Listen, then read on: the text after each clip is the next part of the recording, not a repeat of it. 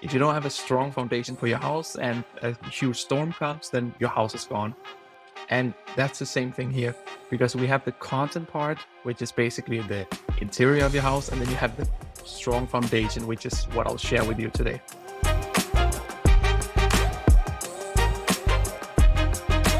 Today on Strategy Shorts, I'm joined by Phillip Stemann. Phillip is a technical SEO consultant and a startup founder, and we're new friends. We haven't had a conversation before, but we've been talking online and getting to know each other just a little bit. So Phillip, thanks for making the time for the show.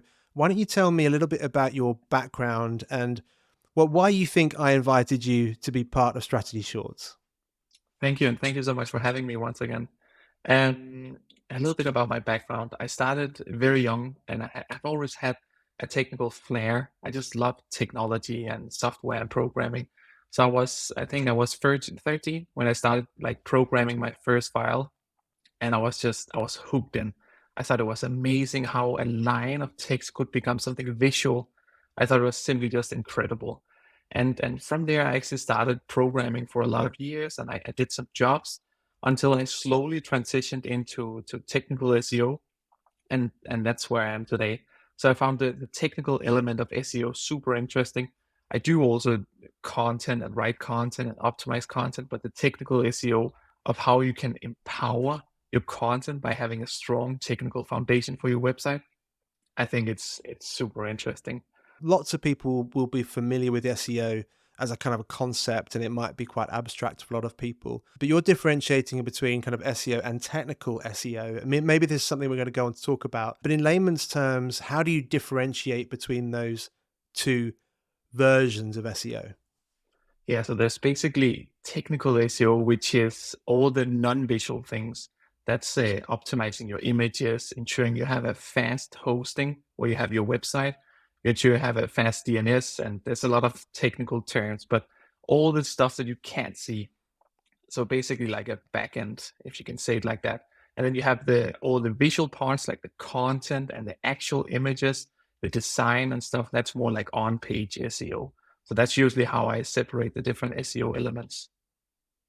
So I know that you've got an insight or a framework in mind to share with the audience, because we like to keep things really practical and really succinct, and give our listeners and viewers something they can take away and try immediately after the show finishes. But you also have a startup that you run called Planza, which looks really, really interesting and kind of seems like another part of your kind of business portfolio, I guess. So tell us a little bit about that and how that evolved, because what I've read about it, it seems that it was something that you were developing for yourself, which you then realized could be of service to a wider audience. And so you released it. So tell us a bit about how you set that up.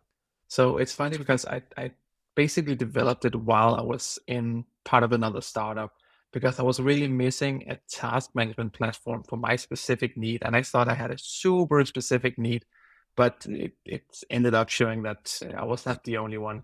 But basically, my need, just to boil it down super simple, was that I wanted to have a week view with the days horizontally, and then I could put the tasks on each days just super visually. And that was the first thing that I programmed. I made it super simple, basic. It had almost no functionality at all. And then I started using that, and then I've been building upon that.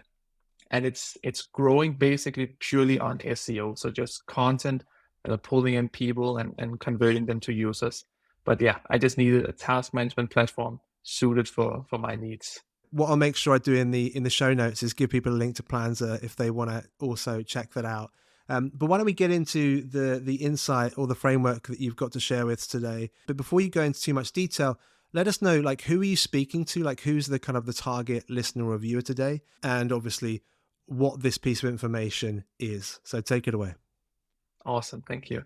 So this is basically to website owners, and it applies. If you have a website, then this applies to you. And it's as basic as that.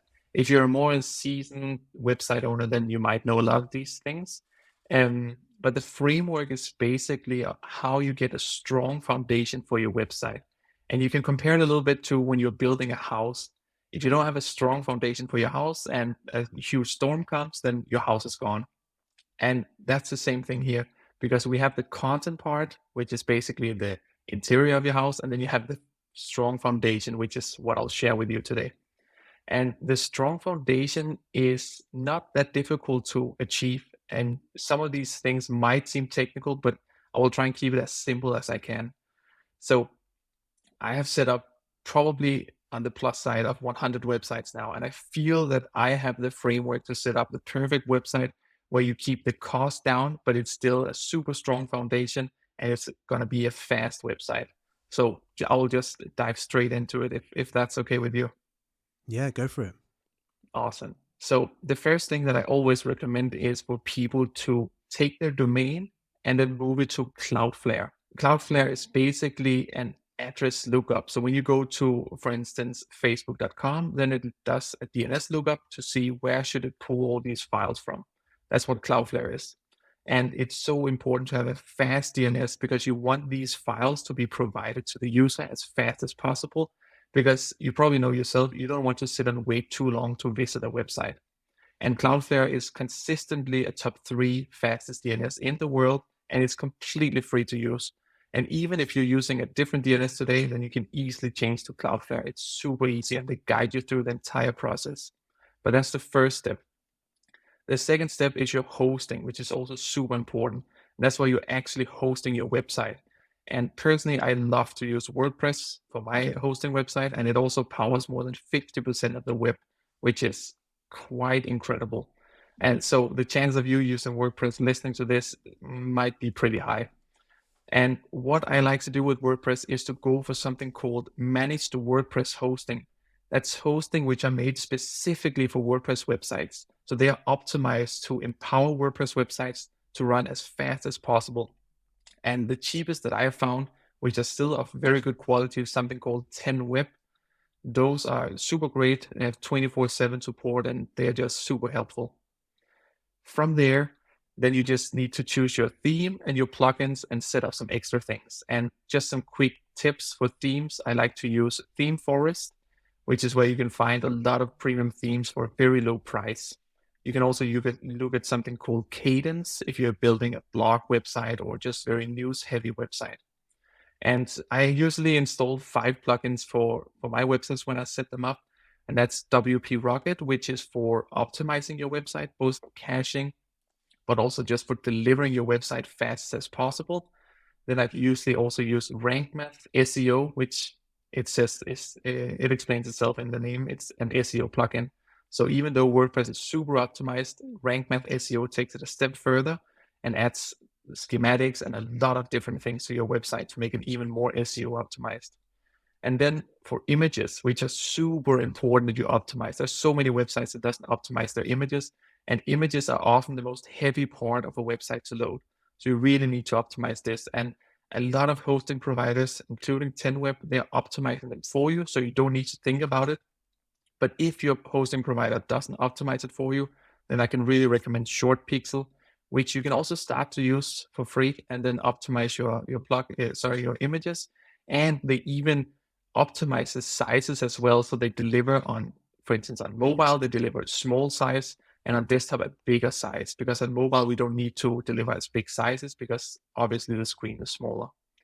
And then a little plugin that I installed is called Duplicate Page, which is just a super productivity hack. You can easily duplicate pages and posts to work faster. And the last one is something called IU Benda, which is as a cookie pop-up. And for cookie pop-up, you can use almost any plugin. I just like IU Benda because they basically take care of everything for me, from writing my privacy policy, cookie policy, and everything. So those are my go-to plugins when I start a new website. And then you basically have the website and you're ready to move beyond that. And from there, I usually set up Google Tag Manager, Google Analytics, and Google Search Console, because that's a one-time off and then that's done and then it's running and it's collecting data for you that you can use later on when you have starting to get some traffic, you have content on your website and so on. And another thing, which is a little pro tip, is to set up Ahrefs' free site audit tool. It's completely free to use, and it's the best site audit you can basically get out there. And I have tried so many. I also have a YouTube channel where I test SEO tools, and I've tested hundreds of SEO tools, and Ahrefs is simply the best site audit tool. And I can't believe that it's free. It's incredible. Everyone should be using that. But when you have those elements, then you're ready to start your topical map journey. So still you're not ready to write content, but you're ready to start on taking the first steps towards writing content. So build a topical map. I'll not dive so much into that, but build a topical map with different topic clusters. And then from there, do keyword research in each of these topic clusters, and then you can write content. And there's so many that say that you should write 30 pieces of content before you launch your website. I completely disagree. I just want my content out as fast as possible so it can start ranking, because it can take up to 8 months before your content actually starts ranking. And that's the framework for getting a strong foundation for your website from the get-go. So just take us back then. So we've got the first thing, which is the fast DNS, and you're recommending Cloudflare is a good way to go for that. Yes. The second thing is WordPress hosting is your kind of like top recommendation. And there Mhm. are lots of providers who can offer that. But again, you mentioned one. And what I'll do is I'll make sure that in the show notes, we link some of these top tools. And then it's kind of setting up those top first three plugins. So they're the structural elements to start with when it comes to building your website or developing your website. And just the second part then about the topics and the content planning. Could you just talk us through that second part again? Yeah, of course, of course. So the reason why I say you have to build a topical map before you do keyword research, there are multiple reasons for it, but there's so many. Just write content immediately. And the thing is that if you write let's say you have a website about computers, and you write a content piece about a specific computer, and then you write how to turn off a computer over here, and then you write how to reset a computer up here. You can see all the different topics you're writing about, they're not necessarily interconnected. And that's what a topical map is for. So with the topical map, you basically break down your industry.